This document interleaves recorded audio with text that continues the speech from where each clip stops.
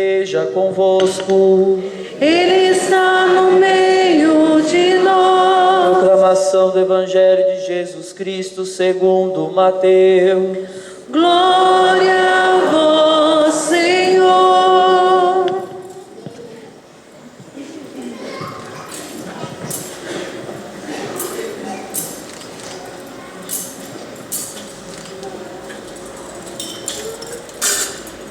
Naquele tempo, disse Jesus aos seus discípulos: ficai atentos, para não praticar a vossa justiça na frente dos homens, só para serdes vistos por eles. Caso contrário, não recebereis a recompensa do vosso Pai que está nos céus. Por isso, quando deres esmola, não toques a trombeta diante de ti, como fazem os hipócritas nas sinagogas e nas ruas, para serem elogiados pelos homens. Em verdade vos digo, eles já receberam a sua recompensa. Ao contrário, quando deres esmola, que a tua mão esquerda não saiba o que faz a tua mão direita, de modo que a tua esmola fique oculta. E o teu Pai, que vê o que está oculto, te dará a recompensa. Quando orardes, não sejais como os hipócritas, que gostam de rezar em pé nas sinagogas e nas esquinas das praças, para serem vistos pelos homens. Em verdade vos digo, eles já receberam a sua recompensa. Ao contrário, quando tu orares, entra no teu quarto, fecha a porta e reza ao teu Pai que está oculto, e o teu Pai, que vê o que está escondido, te dará a recompensa. Quando jejuardes, não fiqueis com o rosto triste como os hipócritas. Eles desfiguram o rosto para que os homens vejam que estão jejuando. Em verdade vos digo, eles já receberam a sua recompensa. Tu, porém, quando jejuares, perfuma a cabeça e lava o rosto, para que os homens não vejam que tu estás jejuando, mas somente teu Pai que está oculto, e o teu Pai que vê o que está escondido te dará a recompensa. Palavra da salvação. Glória a vós, Senhor. Louvado seja nosso Senhor Jesus Cristo. Hoje nós começamos o tempo da Quaresma, ouvindo do Evangelho a respeito dos exercícios quaresmais necessários para nós empreendermos esse itinerário quaresmal de conversão. Por que nós temos necessidade de conversão? Se vocês forem depois procurar na Sagrada Escritura, no Evangelho de Lucas, no capítulo 11, no versículo 13, Jesus diz aos homens que estão em volta dele que eles são maus, se referindo a qualquer ser humano. Jesus diz: e vós, sendo maus, sabeis dar boas coisas aos vossos filhos, quanto mais o Pai do céu vos dará o Espírito Santo àqueles que o pedirem. Nós conhecemos essa passagem. O que intriga é o adjetivo que Jesus usa para se referir a nós, seres humanos. Maus. De fato, irmãos, nós somos maus. Por quê? Nós não somos maus essencialmente. Nós não fomos criados maus. Nós somos criados à imagem do Senhor. Mas, infelizmente, nós somos uma contradição. Nós, seres humanos, somos uma contradição. Enquanto que em nós habita a coisa mais preciosa do mundo, que é o Espírito Santo recebido no batismo e a vida nova, ao mesmo tempo, dentro de nós, no mesmo lugar onde mora a vida nova, mora também um homem velho, uma pessoa velha, dominada pelo pecado, com inclinações para o mal. Isso somos nós. Nós, meus irmãos, eu e vocês, somos um verdadeiro campo de batalha. É isso que nós somos. Até o fim da vida, nós somos uma guerra. E nós não lutamos contra nada fora de nós. O inimigo está em nós, não o inimigo das nossas almas, Satanás. Há um inimigo mais próximo de nós do que o diabo. Há um inimigo dentro de nós, e este inimigo se chama pecado. Este inimigo se chama concupiscência, fraqueza, más inclinações. E é preciso que diariamente nós façamos a opção de qual lado vamos lutar e por qual lado vamos pelejar. E é para aqueles que desejarem fazer a opção por lutar contra a vida velha e o pecado, é que o Evangelho hoje nos apresenta as 3 armas fundamentais para quem quer lutar neste campo de batalha que é a própria vida, a própria carne, o próprio corpo, a própria mente. A primeira delas é a esmola, como disse o Senhor no Evangelho. A esmola, meus irmãos, não consiste simplesmente em prestar atenção quem é aquele que está recebendo. A esmola não é uma atitude que tem como objeto alguém mais pobre. Deve ser ele como prioridade. Mas a questão não é para quem você doa os teus bens ou auxilia. A questão que está aqui em jogo é o exercício do desapego. Nós pecamos porque nós somos muito apegados a nós mesmos. Essa é que é a verdade. Nós somos egoístas. Pecamos porque nós pensamos em nós antes de pensar no outro. E quando eu tenho que escolher entre me sentir bem falando uma verdade e me sentir mal segurando-a para que haja paz, na maior parte das vezes nós optamos pela nossa paz, o nosso sossego, e dizemos o que vem na telha e ferimos todos em volta. Quando nós temos que pensar em abrir mão de uma própria opinião na nossa casa ou na nossa convivência de comunidade para que haja paz, e entre escolher por ceder e escolher por se impor, nós sempre escolhemos por se impor, porque pensamos a realidade a partir dos próprios critérios. Todas as vezes em que nós pecamos, sempre há um fundo de apego a si mesmo.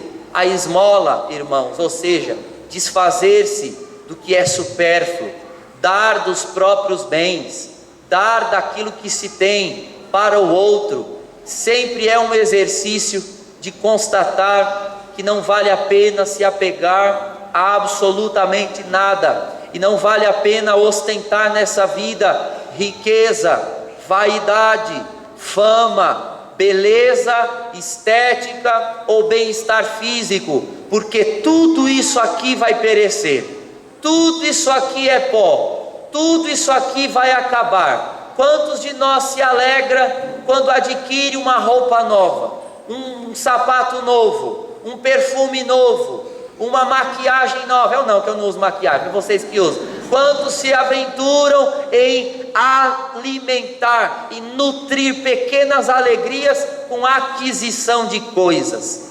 Que besteira! Tudo isso aqui que é cuidado por esses bens vai para debaixo da terra e não vai fazer diferença.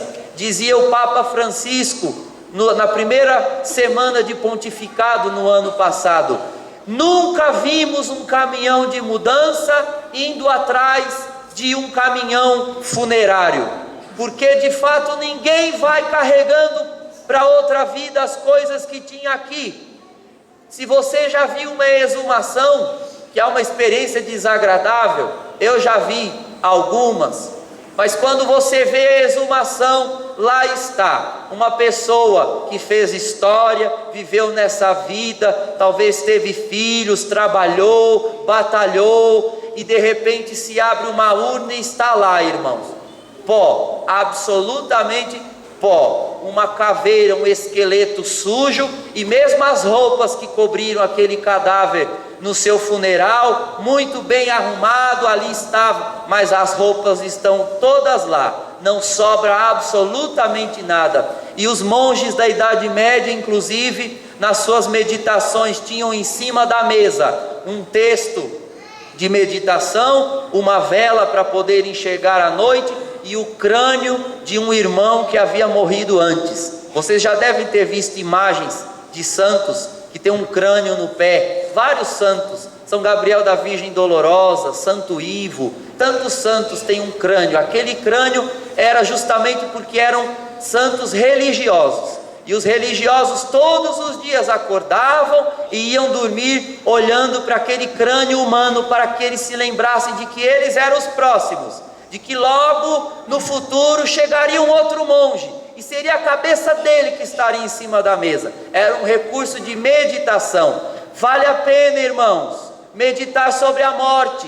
É um assunto em que ninguém quer tocar. Sempre tem uma anta quando nós estamos falando sobre morte, cemitério, velório, e sempre vem uma anta dizendo: vamos mudar de assunto, não vamos falar sobre isso. É uma anta sim, porque quer fugir de discutir e falar a respeito de uma coisa certa para ela também. Não vamos fugir de falar nesse assunto não. Não vamos esquivar de falar dessas coisas não. Nós falamos muito pouco, inclusive, a respeito da morte. Se nós falássemos mais a respeito dela, se nós nos recordássemos de que nós vamos virar um punhado de pó, é isso que nós somos, é isso que nós seremos, nós pararíamos de fazer caso, de criar caso, por conta de coisa nesse mundo. Quantas famílias, quantos irmãos dentro de casa brigam,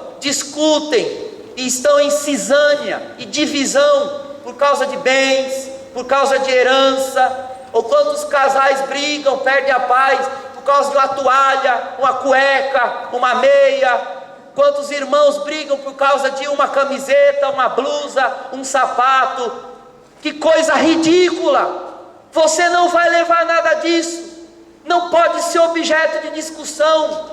Se nós estivéssemos discutindo sobre a verdade da fé, a doutrina, se nós estivéssemos discutindo sobre bens eternos, defendendo o patrimônio da igreja, até vai, mas brigar por coisas fúteis, nós somos especialistas em brigar por coisas fúteis, banais.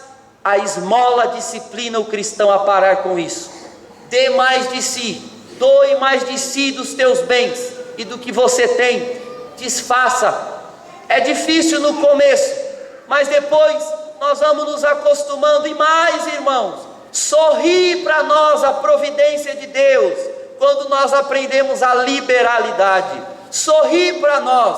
Quanto mais nós aprendemos a doar para os irmãos, mais nós vamos percebendo de que o Senhor é realmente o nosso pastor, e nada vai nos faltar, nada nós vamos carecer. E depois vem o segundo exercício, que é o exercício do jejum.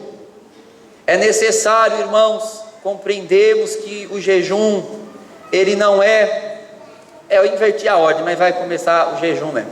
O jejum não é simplesmente ficar sem comer. Isso qualquer pessoa que queira fazer regime faz, ou qualquer um que vá fazer um exame, precise se abster de alimentos, também faz. O acento, foco no jejum não está apenas no não comer, mas o fato de não comer deve levar a uma reflexão profunda na luta contra o pecado. Como nós somos banais, como nós somos frágeis, nós que nos achamos tanta coisa em tantos momentos, começamos a chegar à beira de perder a razão, por ficarmos algumas horas sem nos alimentar. Se você fez um bom jejum hoje, você deve ter percebido, vai passando 1 hora, 2, 3, e toda a tua atenção vai sendo roubada por uma banana em cima da mesa, por uma maçã na fruteira, e aquilo que quando você está bem, saciado, não faz diferença, mas basta dizer que vai fazer jejum, e tudo parece que conspira, parece que os alimentos criam vida, e vão para cima de nós, e nós não conseguimos pensar em outra coisa a não ser em comida. Como nós somos fracos, irmãos, mas é necessário fazer o jejum como um exercício de autodomínio.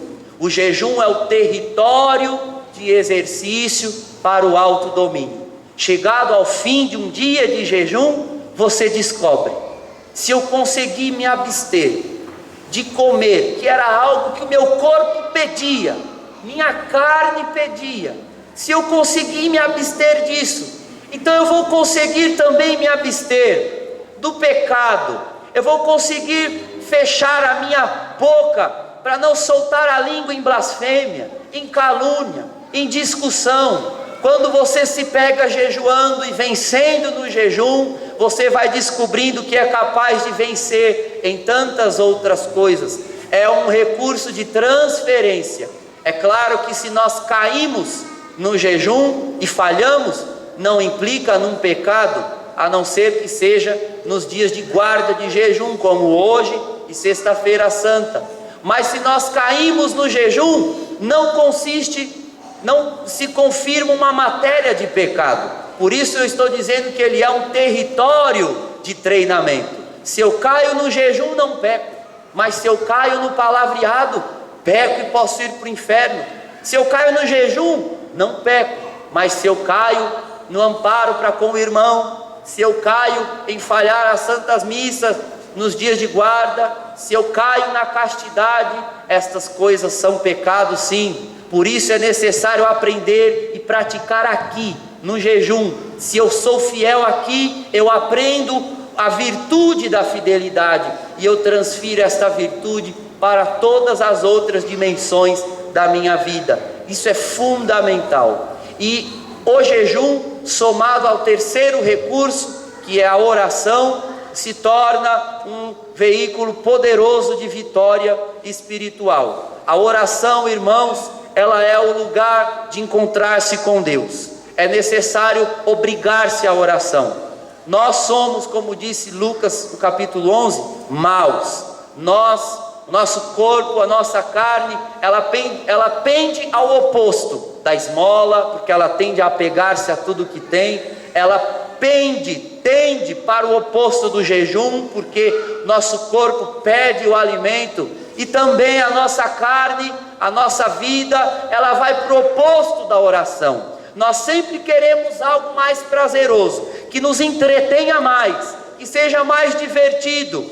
Pensamos em oração, mas logo o Satanás vem no ouvido lembrar: não, sua louca, é hora da novela. Não, sua louca, tem receita da Palmeirinha para ver. Não, seu louco, tem Facebook para você olhar. Não, sua louca, seu louco, tem WhatsApp para você verificar e atualizar. E Satanás vai nos puxando para lá e para cá, e nós fugimos de um diálogo com o Senhor tão fundamental para alimentar com Ele intimidade e sermos salvos.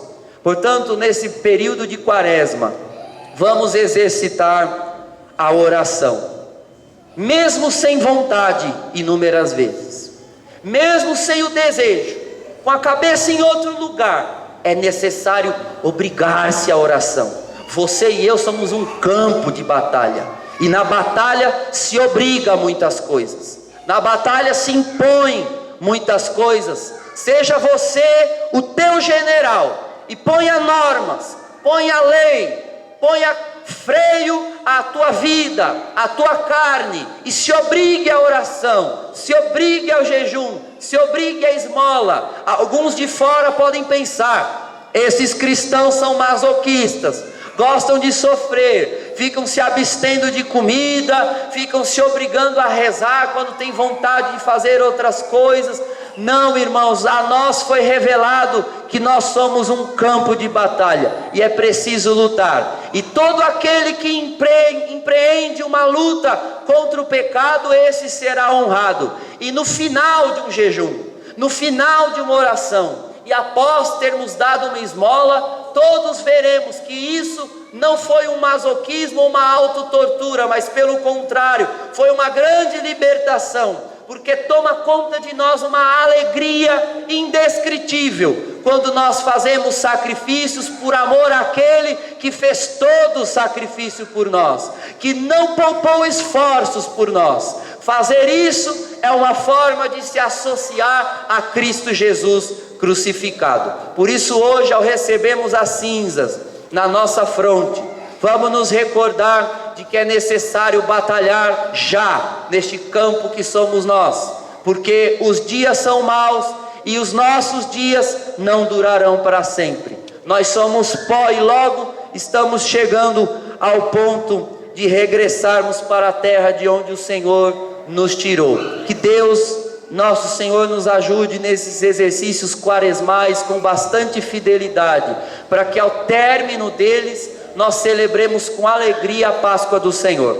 Em nome do Pai, do Filho e do Espírito Santo.